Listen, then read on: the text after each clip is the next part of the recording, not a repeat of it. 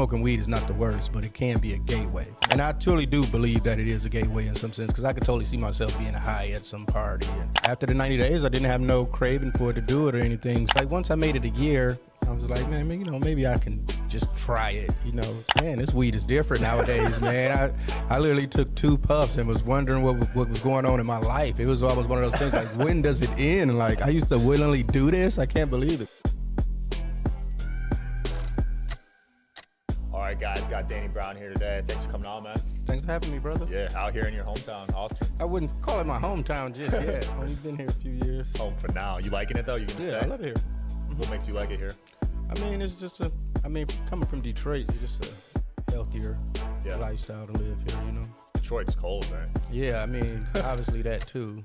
So, but it gets so hot here, it's almost the same thing. Bro, in some sense. I was sweating my ass off yesterday. My favorite thing about Detroit was that at least 2 months, 3 months out the year, you can't go outside. So that's what I think breeds a lot of creativity. Yeah. Being there, but here, same thing. It gets so hot sometimes, 3 to 4 months out the year, you can't even go outside. Yeah, you are very creative. You were just journaling outside just now. Yeah, that's just something I picked up in rehab and just been keeping it going. I mean, it's just something like, you know, get up and get all your thoughts out in the morning.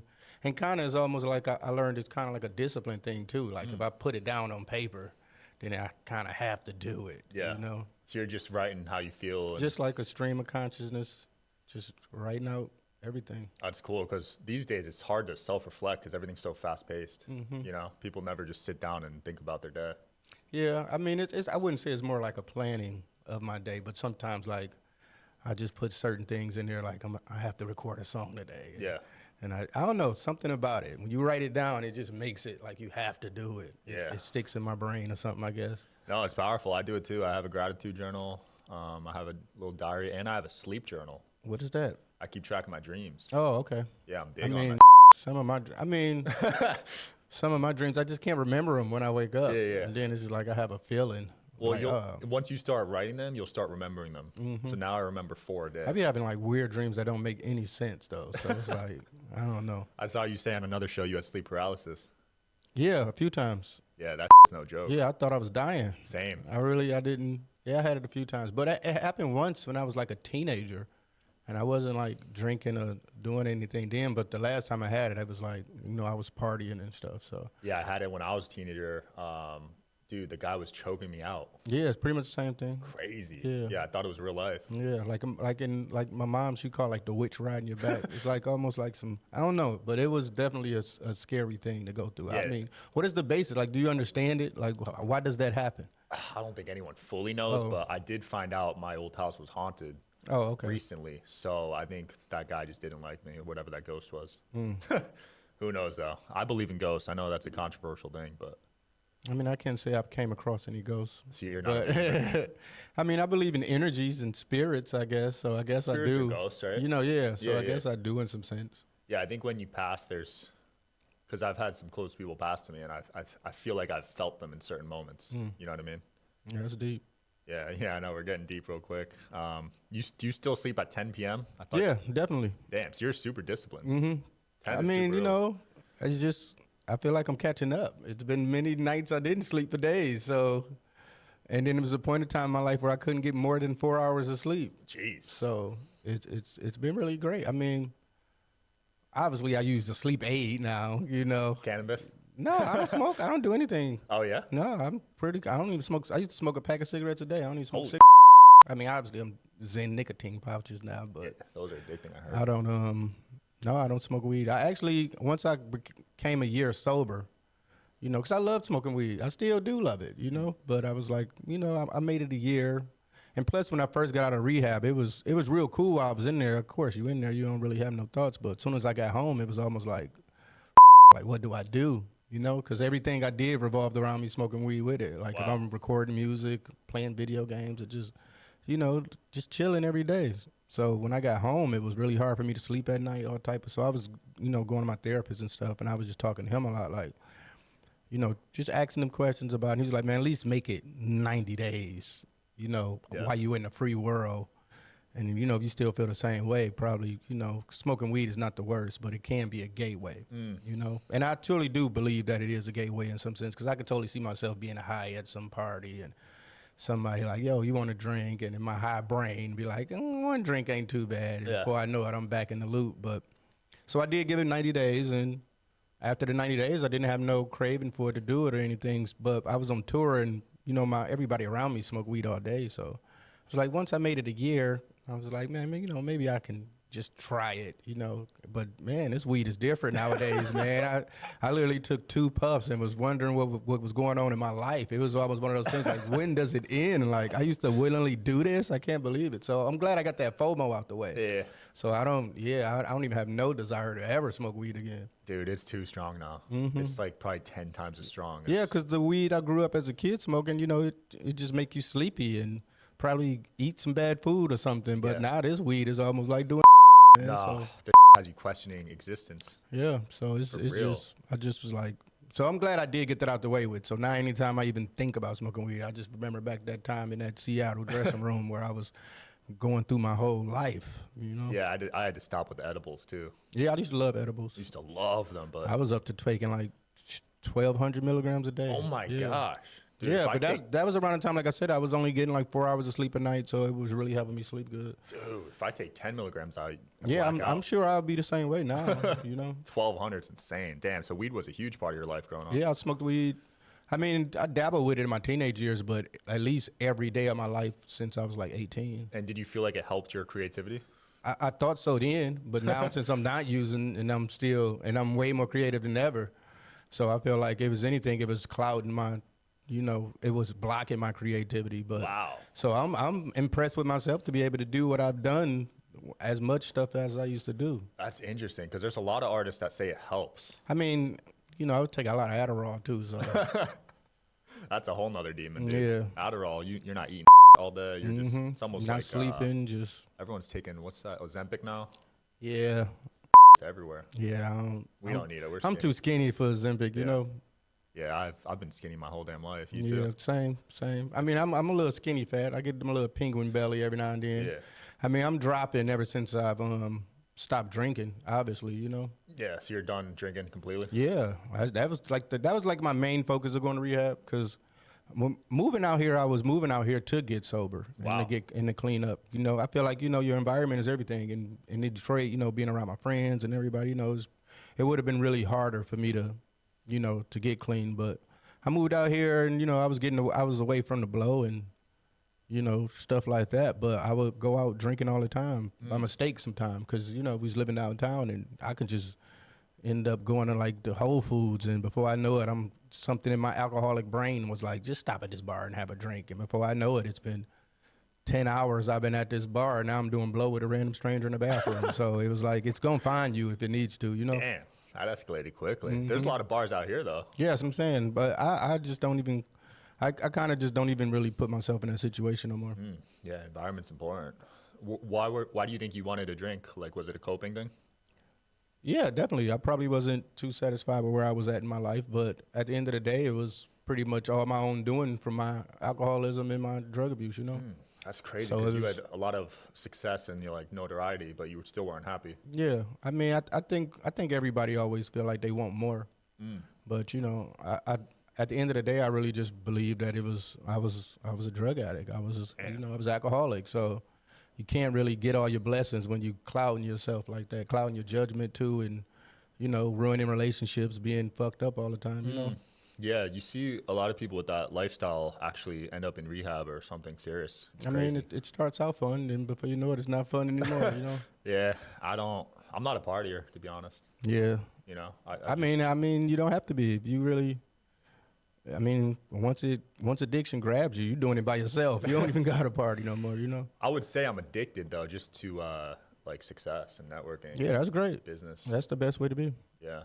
I mean, once you drop. I mean, one good thing, when you drop all the bad habits, you pick up healthier ones. Absolutely. Yeah. What's the main focus for you now? Because I know you do a few things. I mean, really now I've just been more focused on making music. As hard as, like I say, it was fun. You party and you make music and stuff. But then it get to the point in my life where I was like, it became more like work. And I'll be like, let me just get this out the way with so I can go back and do what I was doing. But now it's like, that is my drug now. Right. It's just creating stuff. So, because you literally get a high. You get a high of making something crazy and just sitting back listening to it and be like, oh man, I can't wait till people hear this, or just even being on stage. And after you leave stage, it's like a dopamine rush kind of thing. So Yeah, I bet. I'm just more addicted to that now. I feel that. How do you feel about the current state of the music scene? I love it. I think it's always been, people can always complain and say, you know, the good old days and stuff like that. But I think me being in Detroit all my life and not really an industry there, so I had to go to New York and LA to be able to get situations or to be able to work. And now you can just upload a song. Anybody can just be able to just make a song and just put it up. And if it's good, you know, you can get a following from it. So I think that's great in anything, you know. Let's dive more into that because I just had Charleston White on yesterday, and he said he wants hip hop banned. So you're like the complete opposite. I mean, it's that's the thing about hip hop, is that they all box it into one thing. You know, it's so many different genres, subgenres inside the genre. I mean, if it was more, you know, like rock, it's alternative rock, hard rock, slow rock, metal, you know. I think hip hop probably needs to be divided up more. So he probably just talking about one style of hip hop. Yeah, he's talking about the drug style, the killing style. I understand that. Yeah. I mean, I wouldn't say, I mean, art is art. You know, if that was the case, then movies need to be banned, you know? Yeah. Well, he said Russia banned it. I didn't even know that, but I can see that. apparently Putin banned it. Yeah, they're strict over there, right? God damn, banning a whole genre. It's crazy. You're killing it with your pod too. Hey, yeah, it's fun. It's something, you know, it definitely gave me more empathy for journalists and people that do interviews. Oh, you know? yeah? Because you were anti-media before that? I wouldn't say never anti-media, but, you know, sometimes just doing a lot of press, you can get warped. You can get tired of it, you know? Yeah. And not be your best self. So it was some times where I wasn't putting the best representation of myself out in interviews. I feel that. You see that with artists and athletes, but now they're starting their own shows, and it's cool to see their actual perspective on things, like Draymond Green and stuff. Yeah, I love it. Yeah, before it seemed like the media would just provoke them with certain questions. Yeah, so I definitely have a lot more empathy for people that do this. Yeah. You working on an album right now? Yeah, just pretty much in the beginning stages. Actually, as soon as I leave from here, I gotta go to the studio. Nice.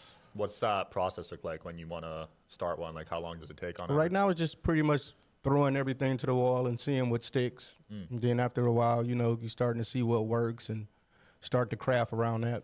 Okay. Do you have collabs you want to do? I mean, right now I'm actually going to the studio with Frost Children, so I've been Nice. working with them a lot. And, you know, just a lot more people. I feel like that would challenge me. The scene's good out here for music, though, in Austin? I mean, it's a musical place, but I wouldn't say for hip hop as much, you know. Yeah. Right now, it's going through a comedy renaissance, I would say, if anything, you know. Okay. I'm a big food guy, so is the food better here or Detroit? I think Texas is just crazy in general. You know, it's almost a cosign to be fat here. You skinny here, they like, how you do that? You know, but I mean, it depends on it's certain things. Everybody got their certain thing. You know, like I feel like I can't get a better corned beef sandwich than Detroit. You know. Corned beef. I love corned beef. Yeah. Goddamn. I love brisket, too. I heard Yeah, that's but the good. brisket here is crazy. Can't get any better brisket than in here. You know. I got to get that tonight. Where's your favorite spots to perform at?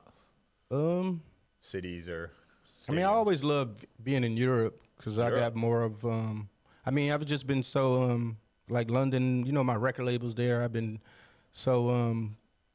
This is like one of my biggest influences in how I make music is a lot of the London music. So Wow. when I'm out there, it's crazy. It's always love, you know. So I really love London. So your label's in London? Yeah, Warp. What made you want to sign to an overseas label? I mean, they get me. Like I say, a lot of my music is influenced from the UK. So, but you know, during that time, and then it's just such a really like historic label. Like all the things they've been doing for over the years, and just to be able to be involved with them was just like an honor for me. What did you think of this recent beef with like these artists, With what artists? Drake and Kendrick? I mean, that was just something brewing. I mean, hip hop is always a slinging contest, you know. So I mean, it was something that been brewing. I'm glad they got it over with. I don't know if it's over with. I mean, I think it's over. I Rick think Ross the has got, best. Yeah, but I'm talking about with Kendrick and Drake. I think Rick Ross, once it, you know, turns to like physical violence, and that's outside of rap music, you know. Yeah. Have you ever gotten in any beefs like that, or Nah. so you stay in your own lane? Yeah, I mean, but like I say, rap it can come, you know. I could see why people do it because I heard a lot of them were fake. I mean, the views were nuts. Yeah, I don't think I don't think this one was, but Yeah, because people lose careers. There's been a lot of artists that they never been the same after they went through something like that. So I don't think anyone would want to fake it. You know? so you don't think any of them have been fake in the past? Nah, Really? not none that I can think of. You know? Okay. I mean, if it was fake, then it probably wasn't that big. You know? Yeah, I could see that. Because you gotta hit below the belt. You know? Yeah, And gotta you can't some take low things blows. back, and so you know. You don't engage in anything on Twitter, any trolls or anything? I mean, I used to, but you know, I'm 40 years old now. It's like that's like, even though I was in my 30s doing like that, but at this age of my life, I try to not even involve myself in any type of negativity Wow, like that. so you've really mellowed out and just kind of don't want any drama. No, definitely. That's cool. Yeah, I'm like that now too, but I used to really get wrapped up in comments, to be honest. Yeah, I mean, once you understand how trolling works, you know, you understand it. So I really I don't let anything that I see online affects me in my personal life. I feel that, man.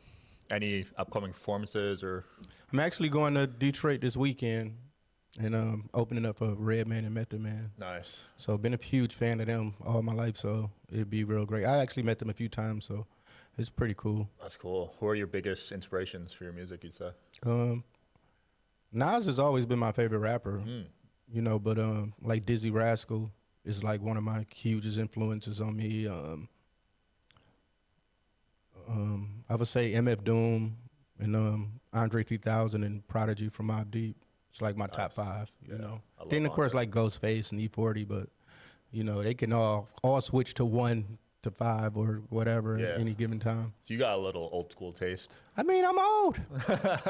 I mean, what's newer? That I feel like Kendrick has consistently been the best rapper of this newer generation. So, Well, he took a few years off, but yeah, coming back with I that mean, was, we just look at it like that in this new generation. But artists always took 2 years off. really? You know, Nas was never. I mean, now you've seen him be more productive because this is what the climate is. But it always been rappers. I remember me growing up like every 2 years. Okay.